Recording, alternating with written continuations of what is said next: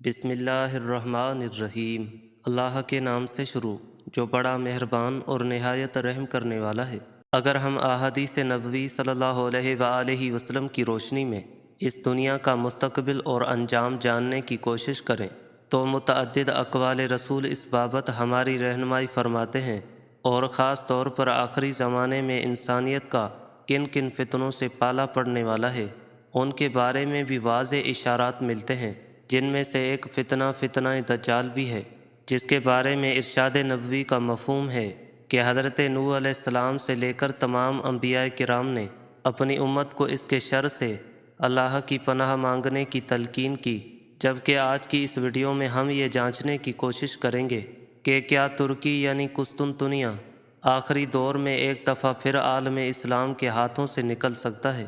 اور اس سے قبل حالات و واقعات کی بننے والی تصویر کے مطابق اس دنیا اور خاص طور پر عالم اسلام کو کن حادثات کا سامنا کرنا پڑے گا۔ پیارے دوستو، کائنات کے اس عظیم فتنے یعنی دجال کی آمد کے بارے میں جس حدیث کا حوالہ دیا جاتا ہے وہ جناب ابو ہریرہ سے روایت ہے کہ رسول اللہ صلی اللہ علیہ وآلہ وسلم نے فرمایا کہ جب تک اہل روم آماب یا دعوت جو کہ ملک شام کے علاقے میں ہے پر پڑاؤ نہیں ڈال لیں گے، قیامت نہیں آئے گی۔ اور مدینے سے ایک لشکر ان کے مقابلے کے لیے جب وہاں پہنچے گا تو رومی کہیں گے کہ تم ہمارے اور ان لوگوں کے درمیان مت آؤ جو اپنے دین سے پھر چکے ہیں، لیکن جواب میں مسلمان کہیں گے کہ خدا کی قسم ہم اپنے بھائیوں کو تمہارے مقابلے میں بے یار و مددگار نہیں چھوڑیں گے، اور پھر وہ ان کے خلاف جنگ کریں گے، جبکہ ان میں سے ایک تہائی حصہ پیٹھ پھیر کر جہنم کا مستحق بن جائے گا، جبکہ ایک تہائی حصہ شہادت کے اعلیٰ مقام سے سرفراز ہوگا، اور ایک تہائی حصے کو رومیوں کے مقابلے میں فتح حاصل ہو جائے گی،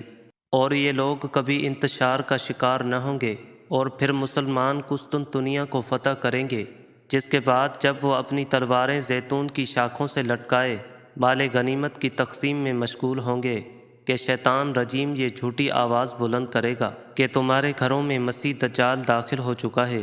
لیکن جب وہ یہ سن کر واپسی کی راہ لیں گے تو اس دوران حقیقت میں دجال کا خروج ہو چکا ہوگا۔ اسی ضمن میں مسلم کی ایک اور حدیث موجود ہے، حضرت یسیر بن جابر رضی اللہ تعالیٰ عنہ سے روایت ہے کہ ایک مرتبہ کوفے میں سرخ طوفان آیا، ایک آدمی جس کا تقیہ کلام یہی تھا کہ عبداللہ بن مسعود قیامت آ گئی۔ حضرت یسیر رضی اللہ تعالیٰ عنہ فرماتے ہیں کہ حضرت ابن مسعود رضی اللہ تعالیٰ عنہ ٹیک لگا کر بیٹھے ہوئے تھے، اتنی بات سن کر سیدھے ہو کر بیٹھ گئے اور فرمایا قیامت قائم نہیں ہوگی جب تک وراثت کی تقسیم ختم نہ ہو جائے اور مال غنیمت کے حصول میں کوئی خوشی نہ رہے۔ پھر ملک شام کی طرف اپنے ہاتھ سے اشارہ کر کے فرمایا دشمن مسلمانوں کے خلاف اور مسلمان اپنے دشمن کے خلاف یہاں جمع ہوں گے۔ راوی کا بیان ہے کہ میں نے کہا کہ آپ کی مراد رومی دشمن ہیں؟ فرمایا ہاں۔ پھر اس وقت بہت سخت لڑائی شروع ہوگی، مسلمانوں کا ایک لشکر موت کی بیعت کرے گا اور کہے گا کہ ہم غالب ہوئے بغیر واپس نہیں لوٹیں گے، پھر لڑائی کریں گے حتیٰ کہ ان کے درمیان رات حائل ہو جائے گی، اور دونوں گروہ یعنی مسلمان اور رومی فتح کے بغیر واپس لوٹ جائیں گے اور شرط بھی ختم ہو جائے گی۔ پھر دوسرے دن مسلمان موت کی شرط لگائیں گے کہ فتح کے بغیر ہم واپس نہیں جائیں گے، اور لڑائی کریں گے حتیٰ کہ رات ان کے درمیان حائل ہو جائے گی، اور دونوں گروہ فتح کے بغیر واپس چلے جائیں گے اور شرط بھی ختم ہو جائے گی۔ پھر تیسرے دن مسلمان موت اور فتح کی شرط پر نکلیں گے اور شام تک لڑیں گے، پھر دونوں گروہ بلا فتح واپس پلٹ جائیں گے اور پھر شرط ختم ہو جائے گی۔ یوں پھر چوتھے دن باقی مسلمان ان رومیوں کی طرف بڑھیں گے اور اللہ تعالیٰ ان کے ذریعے دشمن کو مغلوب کریں گے، اور وہ ایسی لڑائی لڑیں گے کہ اس جیسی کسی نے نہ دیکھی ہوگی، حتیٰ کہ پرندہ ان کے اوپر سے گزرے گا مگر وہ مر کر گر جائے گا، ان کی لاشوں سے آگے نہیں بڑھ سکے گا۔ ایک باپ کے اگر 100 بیٹے ہوں گے تو واپسی پر ان میں سے ایک ہی باقی ہوگا، پھر کیسی غنیمت پر خوشی ہوگی اور وراثت تقسیم کی جائے گی۔ دریں اثنا اس سے بڑی بات سنیں گے کہ ایک منادی یعنی شیطان آواز بلند کرے گا کہ دجال تمہارے اہل و عیال میں آ چکا ہے، تو وہ لوگ سب کچھ وہیں چھوڑ کر اس طرف متوجہ ہو جائیں گے اور 10 گھوڑے سواروں کو تفتیش کے لیے بھیجیں گے۔ نبی صلی اللہ علیہ وآلہ وسلم نے فرمایا میں ان کے اور ان کے آباء و اجداد کے نام اور ان کے گھوڑوں کے رنگ خوب اچھی طرح پہچانتا ہوں، اور یہ کہ گھوڑے سوار اس دن روئے زمین کے سب سے بہترین گھوڑے سوار ہوں گے۔ اس دشمن خدا یعنی دجال کے مقام خروج کے بارے میں بھی احادیث میں واضح اشارے موجود ہیں۔ مثال کے طور پر حضرت ابو بکر رضی اللہ تعالیٰ عنہ کی ایک روایت کے مطابق آپ صلی اللہ علیہ وآلہ وسلم نے فرمایا، وہ مشرق کی سرزمین میں ہے اور وہاں سے خروج کرے گا جسے خراسان کہا جاتا ہے، جو کہ اس وقت ایران کا حصہ ہوا کرتا تھا، جسے آج کے عہد میں خراسان بزرگ کہا جاتا ہے، جس کے کچھ حصے روس، افغانستان اور پاکستان میں بھی شامل ہیں۔ حضرت معاذ بن جبل رضی اللہ تعالیٰ عنہ کی روایت کردہ ایک حدیث کے مطابق آپ صلی اللہ علیہ وآلہ وسلم نے فرمایا کہ بیت المقدس کی آبادی